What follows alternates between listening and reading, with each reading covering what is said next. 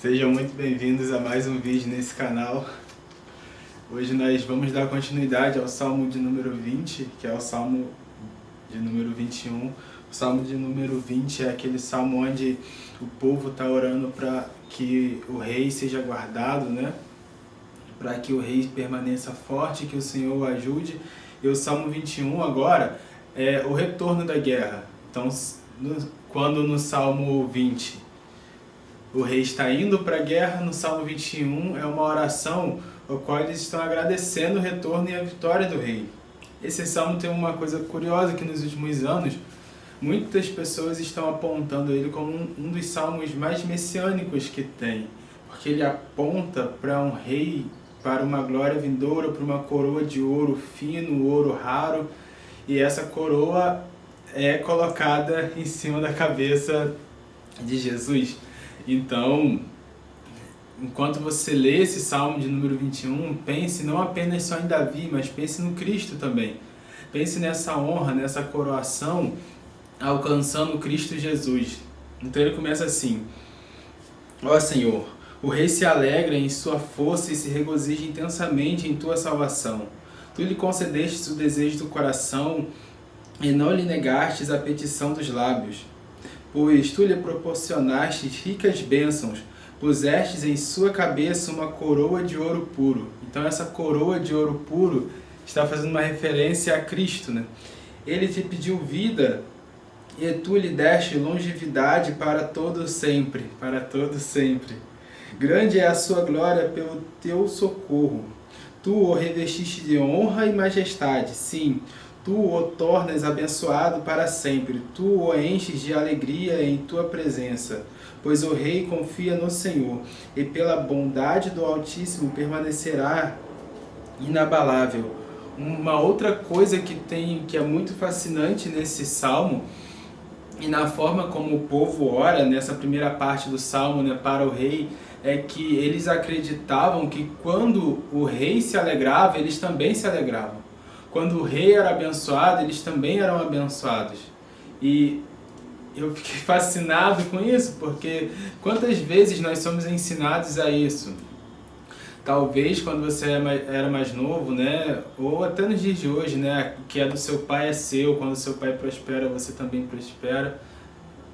Mas eu percebo que ao longo dos anos, essa ideia de que o outro é abençoado, que você é abençoado quando o outro é abençoado, está ficando cada vez mais distante. A gente tem falado pouco.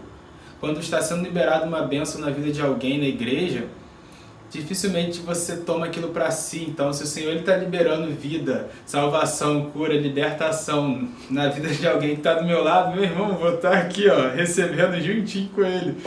Porque a vitória do meu irmão também é a minha vitória. A longevidade do meu irmão também é a minha longevidade. Então, ele nos ensina isso, que as bênçãos que alcançam os outros também nos alcançam. E nós temos isso em Abraão, né? O que o Senhor promete a Abraão? Que todas as famílias da terra seriam abençoadas por causa dele. Então o Senhor iria abençoar Abraão e por conta dessa bênção seria tão abundante que iria alcançar outras pessoas. Isso me leva a uma questão, porque diz nesse salmo e no salmo anterior que o Senhor realizou os desejos e concedeu os desejos e os pedidos que saíram dos lábios do rei. E o povo entendia claramente que quando os pedidos que estavam nos lábios do rei, no coração do rei, fossem atendidos, eles também seriam abençoados. Então, enquanto eu lia isso, o Senhor me perguntava: aquilo que eu estou pedindo, aquilo que a nação brasileira está pedindo, aquilo que a igreja está pedindo, vai abençoar somente a si ou vai abençoar e alcançar os outros também? E isso, muitas das vezes, pode mostrar o quão egoísta você é, ou o quão indiferente você está. Então, comece a se perguntar aquilo que você tem pedido para o Senhor. E tudo, a faculdade que você quer fazer, o emprego que você quer entrar, o lugar que você trabalha, abençoa e alcança outras pessoas, o quanto você ganha, a sua renda, o valor monetário, dinheiro, vamos falar de dinheiro.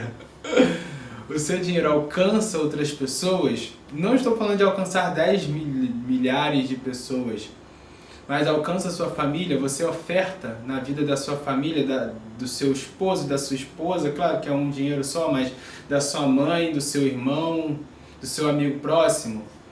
Porque muitas das vezes você está ofertando, e eu estou falando de dinheiro, ou você está ajudando mensalmente alguém que também precisa, que está muito distante, mas você tem alguém bem mais próximo que você. Às vezes seu coração é muito mais voluntário com quem você não conhece do que com quem você conhece. Às vezes você deixa de abençoar alguém porque você acredita que aquela pessoa tem mais que você.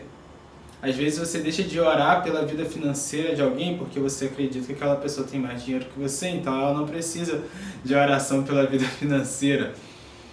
Às vezes o casamento do outro está melhor que o seu e você não ora pelo outro, porque você, já que o casamento dele está muito bom, não precisa de oração. Acontece que enquanto o outro prospera, você também vai prosperar, e a prosperidade que alcança você precisa alcançar outras pessoas. E a começar pelas pessoas que dividem parede com você, a começar pelas pessoas que vivem ali com você.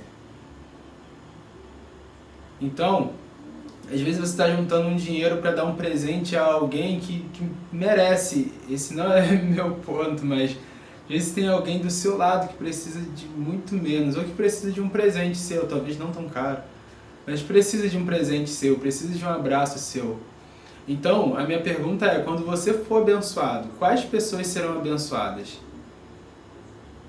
Quando o seu casamento for uma bênção, ou na medida que o seu casamento for se tornando cada vez melhor, as pessoas que estão ao seu lado vão recolher os frutos do seu bom casamento?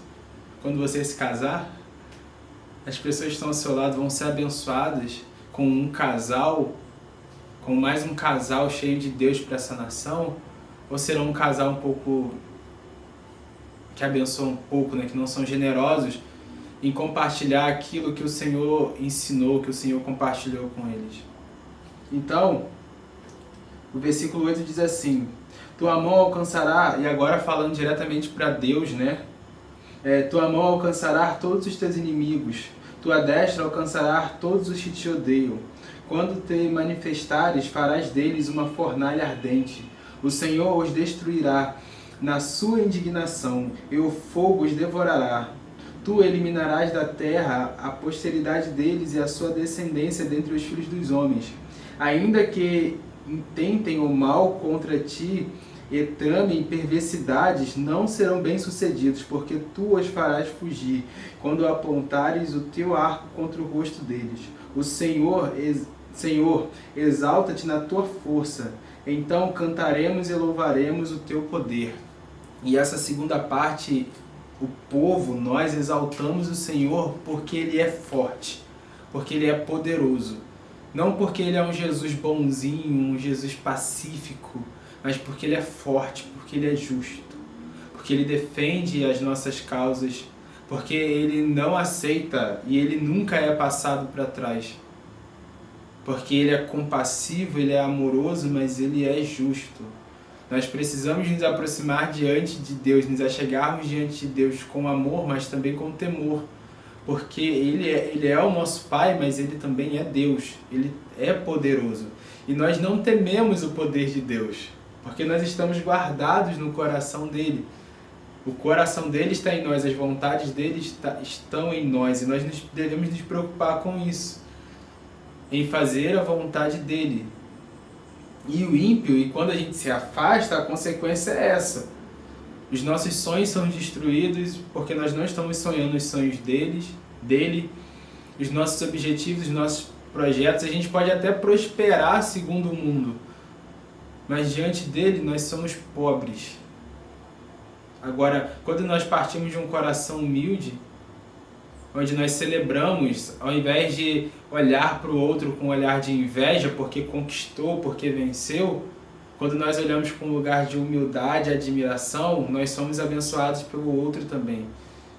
Agora, quando nós olhamos para o outro, para a vitória do outro, com esse olhar de inveja, de comparação, a gente acaba ficando muito distante de ser abençoado por aquilo que está acontecendo na vida do nosso irmão. Então, E nós devemos sair desses salmos conscientes que quando eu venço, quando o Senhor coloca, realiza os sonhos do meu coração, todas as famílias da terra são prósperas, vão prosperar a partir do momento que eu prosperar. E eu sou próspero porque o meu irmão está prosperando, porque o meu irmão está vencendo, porque o meu irmão está se aproximando de Deus. À medida que meu irmão se aproxima de Deus, mais próximo eu vou ficando de Deus também. À medida que eu me aproximo de Deus, eu vou mostrando e revelando Ele para mais pessoas. E isso é prosperidade, como nós já falamos no Salmo de número 1. Isso é prosperidade. Prosperidade é você estar próximo de Deus. E todas as outras pessoas ao seu redor vão se aproximando também. Amém? Nos vemos no próximo Salmo. Que o Senhor abençoe muito vocês.